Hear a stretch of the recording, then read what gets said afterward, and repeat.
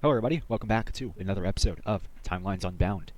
And yeah, the map of Europe's looking a little crazy right now. We have one new nation, which is Bananica. Pretty interesting. I don't think we have any other new ones. No, I don't recall. Anyways, we're going to start down here in Australia. And they're going to... Oh yeah, I didn't mention in the last episode, but they got like 3 pieces of gold. There were 3 right here. So they got really lucky with that one. And they're going to get to do a lot of expansion since they're rich now. They're very wealthy now. Every single province west of this point is now under Australian control, and they kind of exhausted their gold doing that. So, yeah. Anyways, Antarctica and Australia are getting close to making first contact. Speaking of Antarctica, they began, island hopping and taking over a few of these islands, and pretty soon they'll reach the Falkland, and that'll cause problems. Bananica is going to expand across the rest of Hispaniola, and they'll discover these islands up here. California is expanding north a little bit. The Michiganders began making large expansions all around. Oh, the other Michiganders also moved down here a little bit. Michigan looks like this now. And the Ontarionese are going to make very, very drastic expansions up north. This is now what Ontario looks like. They're massive now. Wow. Probably, no, yeah, the largest North American country now. Unless of course you count these guys. Technically, these are the first Europeans in North America if you count Greenland as North American, but they haven't really discovered North America. Speaking of the Greenlanders, they're going to take over all of this area over here. Anyways, they finally make landfall in the western parts of Greenland. And the Icelandic colony now looks something like this. They also make a landing up here in Svalbard. The Vikings began settling this land over here that they kind of kicked the Gothenburgers out of. They now look like this. Over here in Prepholm, they're going to begin expanding along the coast again. The English are also going to take over a good majority of the rest of the British Isles. However, the Scottish will cut them off up here. Anyways, the British Isles are now entirely colored in, and this defensive pact is going to be getting a new member, which is going to actually be the British. Basically, the British are terrified of the Vikings attacking them. Gee whiz, I wonder why. They kind of took half your territory last time. I would be scared for my life, too. Oh, also, off camera, the person who owns Hamburg, they quit, so Germany has been formed. They got a good bit of land. The Vikings also got a bit. The Gothenburgers got some. World Destroyer is going to wrap around the rest of the Baltic coast here. The Muscovians are going to migrate east. Not migrate, but they're going to do a large expansion east in search of the Ural Mountains, which they totally know about because they're Russians.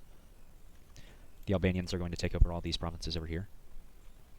They're also going to move into a few of these provinces out east. Speaking of the Albanians, they're also going to be sending a lot of propaganda, messengers this way down to Speckland, trying to convince them to become a vassal again. We'll see how that proves. They also do large mining excavations over here and chop a bunch of trees down. I wonder why. Oh yeah, it's because they're giving it to the Byzantines. Yeah, they kind of do a douchist move there and kind of take the rest of the materials here before they give it to the Byzantines, which wanted it first. It's part of their non-aggression pact that Albania doesn't take over Macedonia. Anyways, Albania agrees to give the rest of this over to them next episode. The Roman economy is struggling, so they sell this to Dennis. Speaking of Dennis, he takes over these provinces over here in Anatolia. Israel continues along the coast of Africa over here. However, Egypt does step in and take over these provinces, so Israel's expansion is halted for now. The Emiratis take over the rest of these provinces down south of Oman. The Mesopotamians continue along the river here, the Tigris, the Mesopotamian rivers, the place the country's named after. Kurdistan is going to expand east, and they're also going to expand southwest. The Middle East looks like this now, including these guys. Ireland is going to take over the Kaliningrad area and expand their borders out this way. Slovakia is going to expand north, and they now border the Germans. The rest of the Portugal area is taken over by Galicia, Portugal. Popeyes also expands a lot. Castile makes some expansions east and south. Vassals will now be represented with little circles at their host country around their capital city, so it looks something like this now. Speaking of vassals, the propaganda succeeds, and Speckland is now under partial Albanian control. They're not completely Albanian. They still have a lot of Roman influence, which might have to be eliminated in the future. Speaking of Rome, their economy is still struggling, and they're not doing so good. They've been constantly selling land to other countries so they could get some of it back, but it's not looking too good for them. England's leader has a change of heart, and he leaves the alliance. Wow, that was very long-lived. I guess he has no fear now. He's ready for anything. Anything happens very soon. The Vikings begin invading from their vassal territory over here. They also make some landings around here and start pushing around the English in their northern parts that they just conquered. And the English are freaking out, but they're still brave, and they're still putting up a very good fight. Okay, that's not supposed to happen. ignore that. They put up a very good fight, but once again, they are defeated, and their capital is taken by the Vikings. And the Vikings are now going to kind of just leave this under their control for the time being. Okay, why is this... Dude. The Vikings are going to continue to occupy England for now, and the local community's thoughts on the Vikings is slowly decreasing. These dots represent how much the community likes them, you know. Green, green, green. Everybody likes them until this one turns red. Now, some people are not very fond of the Vikings. Currently, it's at about, you know, halfway down here. Okay, that's very thick. Currently, it's looking something like this. This is kind of the international community is very, very mixed on the Vikings, and it's starting to approach kind of this. There are more people against the Vikings than for the Vikings. The Slovakians began constructing an anti-Hungarian wall for some reason. We're going to signify this with a little line. They built it around their entire border because I can't see Hungary on this map. So they built an entire eastern border to keep out the Hungarian tribesmen. So, don't know why. They're very paranoid about that. Viking alliance will now be represented with black thunderbolts like this. It's still well, it's mostly a military alliance now. Economy is kind of out of the window. Joining this alliance will be Germany. Rome, of course. But Rome is starting to become a little bit torn on this. And surprisingly, Moscow is going to join in. This is kind of the final straw for Europe, so they begin constructing a new sort of alliance, a coalition, if you will, to stop the Vikings from doing anything. This coalition will be marked with green 3-point stars, and the first people to join this coalition are the Ruthenians. Ruthenia down here, Tavarian Ruthenia joins. Dnipro Ruthenia joins. Kievan Ruthenia is kind of, stumped, but they do end up joining. And of course the Byzantines join.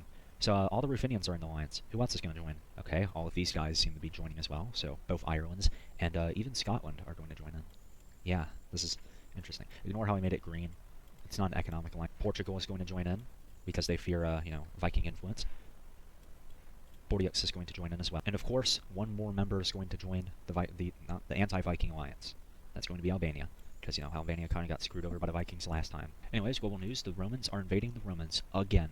This is the third and quote-unquote final war, and yeah, the Grey Romans, they don't have a lot of resistance. Their allies are not willing to join in again, and it seems like it's going to be the end for Grey Rome. Not really. They're still going to be kicking. They're just going to lose a lot of land. And yeah, the Grey Romans get wiped out very easily because they have fallen from power a long, long time ago. Looking at the peace deal, the Romans lose a lot of land. Yeah, that's their name, the Romans. Anyways, the Romans, they're not satisfied, so they're going to invade Popeyes. For the first time in history, for the second time in history, Popeyes is being invaded, and surprisingly, they put up a very good fight. They land on Corsica, but they are very easily kicked out. Yeah, the Romans are not a naval superpower. Unlike Popeyes, who is one of the naval superpowers, they're among the Vikings and the Bordeaux people, and the Scottish. Those are the four main naval powers. The East Mediterranean country here, Dennis, is also very, very gifted in naval tech. Anyway, Sardinia is being invaded, however, they are held back because attrition and bad navy, as mentioned earlier, and they are kicked out. They do agree to sign a little peace deal where the Romans stop attacking them. It's a very short-lived war, but that's most ancient wars. They do get Elba, though, so the Romans lost something in this. Anyways, one final event is going to happen in this video, and it's going to change the tide of the world forever. Like, forever. This circle here, it's red, and the red is starting to expand down into here, which is not ideal for the Vikings, and their opinion is now very low. The other nations have very low opinion of them. Finally, the coalition is going to be triggered when the Germans and the Romans begin invading Albania. Immediately, the Romans spill into this northern land up here that's just been conquered, so they lose it very fast.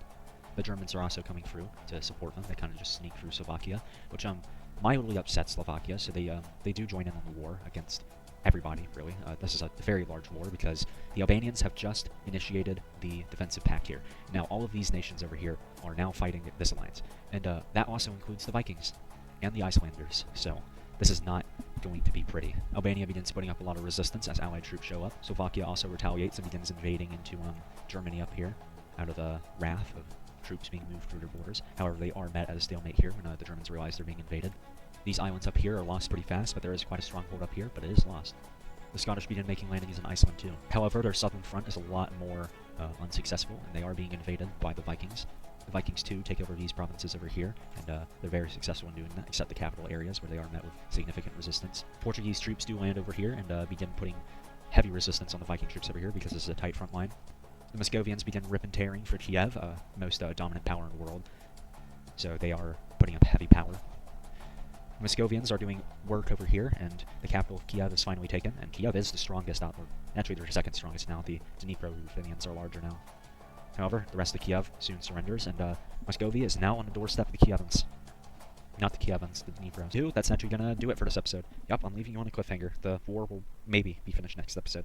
This is the first major war in history, and it's happening now.